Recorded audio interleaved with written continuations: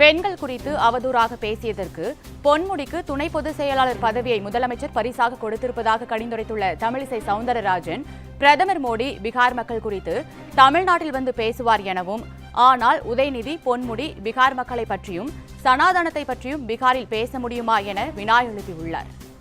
நேற்று ஸ்டாலின் ஒரு சவால் விட்டிருக்கிறார் மரியாதைக்குரிய பாரத பிரதமருக்கு. பீகார்ல நீங்க பேசினதை தமிழ்நாட்டுல வந்து பேசுவீங்களான்னு. தமிழ்நாட்டுல வந்து பேசலாமே. என்ன சொன்னார் அவரு? பீகாரிகளை மோசமாக நீங்கள் சித்தரிக்கிறீர்கள் என்று தான் சொன்னார். திராவிட முன்னேற்ற கழகத்தை பார்த்து பர்டிகுலரா திமுக என்ற வார்த்தையும் சொன்னார். ஆனா நான் இதே சவாலை ஸ்டாலினுக்கு வைக்கிறேன். உதயநிதியை கொண்டு போய் அங்க பீகார்லயும் மற்ற இடங்கள்லயும் சனாதன தர்மத்தை கொசு போல ஒழிப்பேன் என்று அங்க உள்ள மாநிலங்கள்ல நீங்க பேசுவீங்களா? அதுக்கு ஒரு சவால் விடுற. அதே சவால் எங்களுக்கும் சவால்லாம் விட தெரியும். போய் பேச சொல்லுங்க.